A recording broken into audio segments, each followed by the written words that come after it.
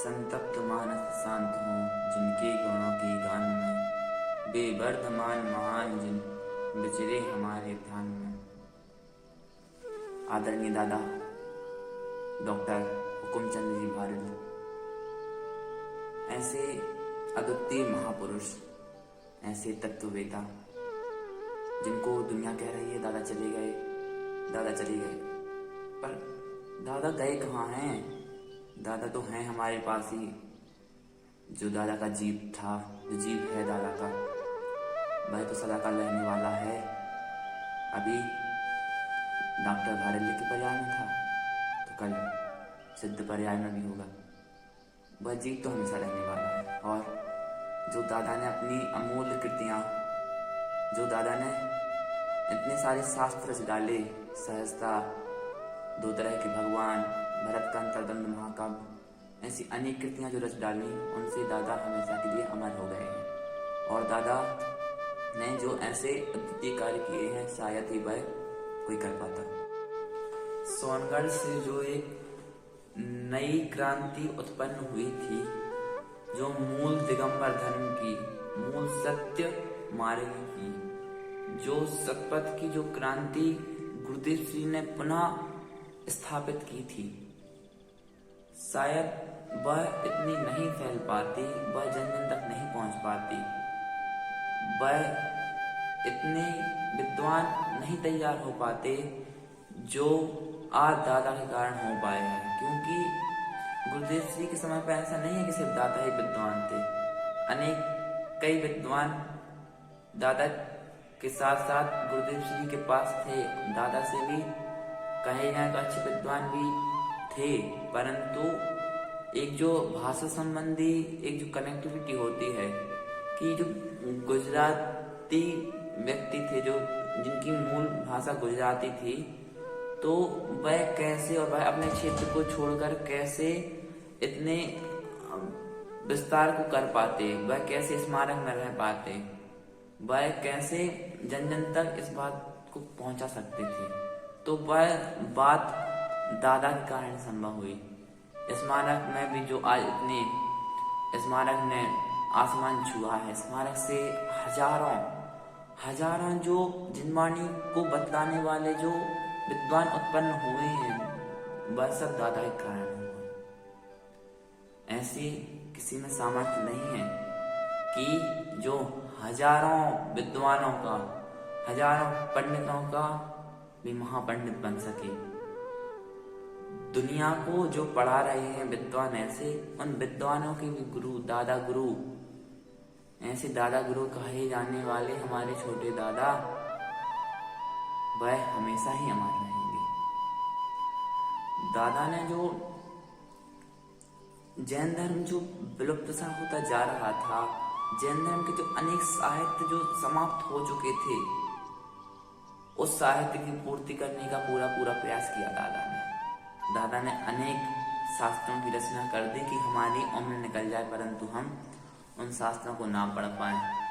दादा ने लगभग 12 वर्ष की उम्र से जैन धर्म का अध्ययन कर दिया था प्रारंभ। उन्होंने तो बचपन से ही वह धार्मिक परिवार में उत्पन्न हुए थे, परंतु हाँ, सिर्फ साधारण सा परिवार था उनका।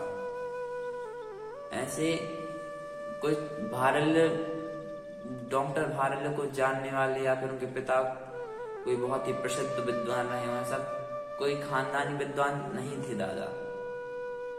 दादा तो अपने बल से, अपने तत्व ज्ञान के बल से, अपने सत्य स्वरूप के बल से हुए कि आज दुनिया भर में डॉक्टर हुकुमचंद भारल, पंडित रतनचंद भारल, परमात्म प्रकाश भारल, अध्यात्म प्रकाश भारल, शुद्धात्म प्रकाश भारल, ऐसे प्रकांड विद्वान, प्रकांड ज्ञानी पुरुषों को अब दुनिया जान रही है।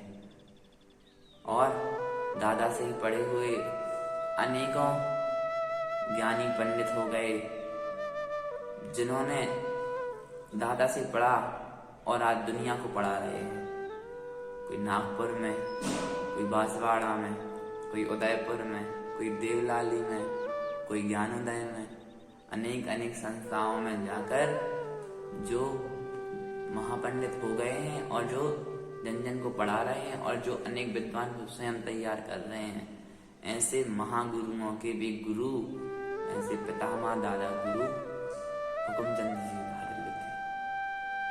दादा की अनेक अमर कृतियां ऐसी हो गई कि एक मैं ज्ञानानंद स्वभावी हूँ, दो तरह के भगवान, सहजता, भरत का अंतर्द्वंद, अनेक ऐसे दादा की रचनाएं हैं जो हमेशा पढ़ी जाएंगी।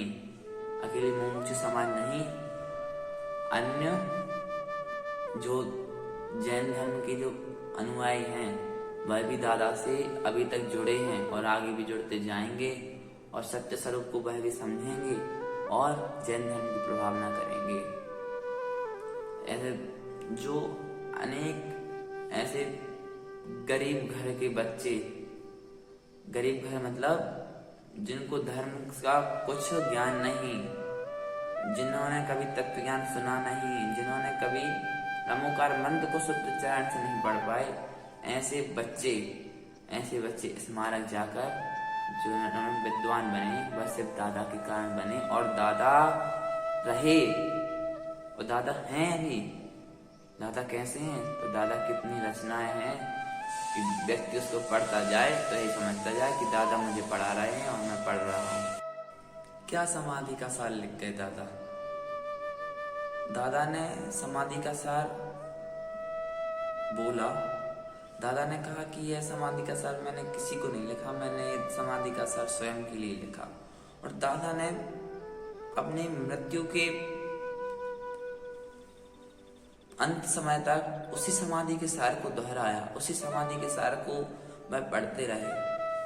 दादा बता रहे थे कि वह सोने के पहले अपनी इन कविताओं को सुनते थे, वह स्वयं सुनते थे और दादी को सुनाते थे। दादा 11 बजे लगभग तक 12 बजे तक जागते थे और उसी समाधि के सार को सुनते थे।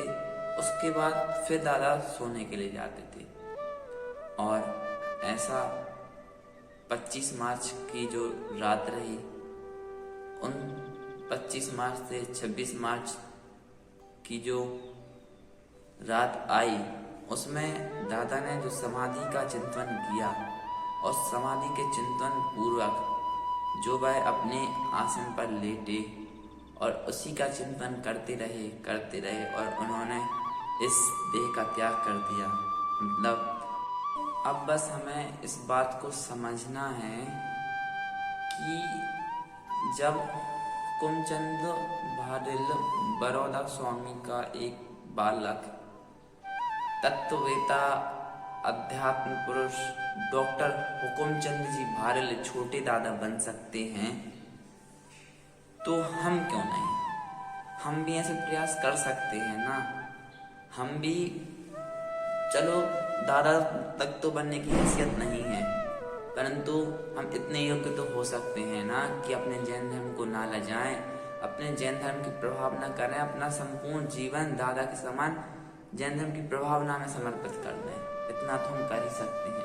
हमें ऐसा संकल्प लेना चाहिए कि जैसी दादा ने अध्यात्म की क्रांति बिखेरी है वैसे हम भी बिखेरें। हम भी, जो जैन समाज आज केवल पूजा पाठ तक सीमित रह गया है, जो विधान आदि हल्ला हो इन ढकोसलों में मचा है, धर्म मान रहा है, उसमें अपने पैसे डुबा रहा है और उसी धर्म मान रहा है, तो उस तक जैन धर्म सीमित ना रहे। जैन धर्म केवल जैन समाज ना बनी रह जाए, जैन व्यक्तियों की एक अलग पहचान हो, जैन धर्म की एक मिसाल हो और जैन धर्म को दुनिया जाने, ऐसे हमें प्रयास करने चाहिए। क्योंकि यदि हम दादा की श्रद्धांजलि माने, यदि हम दादा के सच्चे